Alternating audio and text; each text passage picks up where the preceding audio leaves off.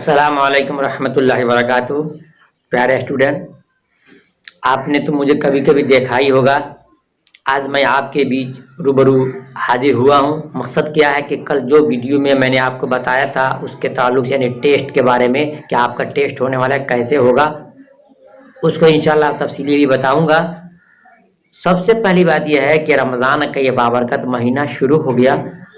अल्लाह तबारक व तआला की तरफ से हम तमाम मुसलमानों को इस रमज़ान का आना बहुत मुबारक हो। रमज़ान ये बड़ी बाबरकत महीना है, बड़ी खैर का महीना है। दुनिया का कोई इंसान इसकी खैर व बरक़ात को गिन नहीं सकता है। कुरान में अल्लाह ने फरमाया अपनी नेमत के बारे में, इन तउद्दू निअमतल्लाहि ला तुहसूहा, खुदा की नेमतों को गिनना चाहो तो गिन नहीं सकते हो। ऐसे अल्लाह ताला की रहमतें इतनी ज़्यादा होती है इस रमज़ान के बाबरकत महीने में, कोई इंसान उसको गिन नहीं सकता है, उसको शुमार नहीं कर सकता है। बस यूँ समझो कि अल्लाह ताला रमज़ान के महीने में अगर तुम नवाफिल अदा करते हो, एक नफल अदा करते हो, अल्लाह फ़र्ज के बराबर सवाब देता है। एक फ़र्ज को अदा करोगे अल्लाह ताला 70 फ़र्ज को सवाब अदा करने से देता है। इससे ही समझो कि अल्लाह ताला तमाम नेकियों के दर्जे को 70 गुना बढ़ा देता है। तो नौजवानों, मैं आपसे कहूँगा कि हम तो गुनाहगार है, ये हैं, गुनाह करते ही हैं, लेकिन कम से कम इस रमज़ान का एहतराम कर लो, अपने गुनाहों पर निदामत कर लो, अल्लाह के दरबार में झुक जाओ, नमाज की और रोज़े की और तरावी की पाबंदी कर लो। अपने घरों में रह करके मस्जिदों में जाने पर पाबंदी है, लेकिन हमारा घर तो हम उसमें अख्तियार हमको है, तो नमाज की, रोज़े की, तरावी की, इफ्तार की सब पाबंदी अपने घरों में करें।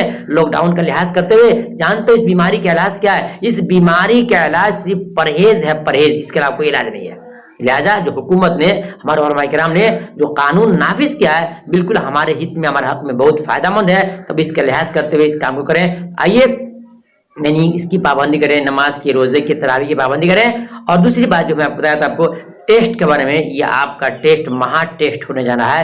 यानी हमें देखना है कि हमने जो शुरू से अब तक 20 चैप्टर तक पढ़ाया है, और हमेशा कमेंट आता है कि सर इनको ये पढ़ने आ गया, ये याद हो गया, उनको देखना है कि वो कहाँ तक हैं, कहाँ तक उनका याद पहुँच है, सोच है। तो इसमें हम देखना चाहते हैं कौन बच्चा सबसे नंबर 1 लाता है। 60 क्वेश्चन होगा, 60 क्वेश्चन को जवाब देना होगा, यानी 60 सवाल में 60 को जवाब देना है। जो बच्चे 50 प्लस लाएंगे, 55 प्लस लाएंगे, उस बच्चे को 3 बच्चों को चुना जाएगा, 1 2 3, यानी कि फर्स्ट, सेकंड, थर्ड। और फिर उसका आज दूसरे वीडियो में वो कहाँ के हैं, उनका नाम क्या है, उनकी उपलब्धि क्या है, उनकी तैयारी क्या थी, उन तमाम चीज़ों को बिल्कुल नाम बाय नाम जिलावार उनको बताया जाएगा नेक्स्ट वीडियो में। और फिर उनके वास्ते हम तमाम स्टूडेंट दुआ करेंगे कि अल्लाह ताला जिस तरह वो आगे बढ़ रहे हैं, अल्लाह हमको भी आगे बढ़ा दे। तो दोस्तों, मेरे स्टूडेंट, यही मुझे कहना है कि आप पढ़िए, मेहनत से पढ़िए, और इस महा टेस्ट में आप जरूर शिरकत दीजिए। ये वीडियो अगर आपने पहली बार देखा है और तो आपसे कहना है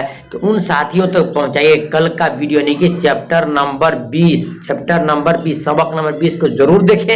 अगर वो नहीं देखेंगे तो उनको समझ में नहीं आएगा क्या चीज़, कि इम्तिहान में क्वेश्चन कैसे मिलेंगे और क्वेश्चन का जवाब कैसे देना है, और फिर कितने देर के बाद आपका आंसर जवाब आता है तो मान होगा या अमान होगा, वो तमाम चीज़ें उसमें बता दिया गया है। लिहाजा आपसे यही कहना है कि हमें कोशिश कीजिए कि ज़्यादा से ज़्यादा बच्चे कल में जुटे, यानी टेस्ट में जुटे, महा टेस्ट में जुटे, जो 5/5/2020 को होने वाला है। इस वीडियो को फॉरवर्डिंग कीजिए और हर एक दोस्तों में शेयर कीजिए, हर ग्रुप में शेयर कीजिए। इसको टेलीग्राम पर भी शेयर कर सकते हैं, और फिर क्या बोलता है कि फेसबुक पर कर सकते हैं, व्हाट्सएप पर कर सकते हैं, ताकि तमाम स्टूडेंट जान जाएं और इसमें जुटें। जितने ज़्यादा बच्चे जुटेंगे आपको ही फायदा होगा, ताकि देखा जाए कौन बच्चा किस तरह या तैयारी किया है। तो उम्मीद करता हूँ मेरी बात को समझ गए होंगे।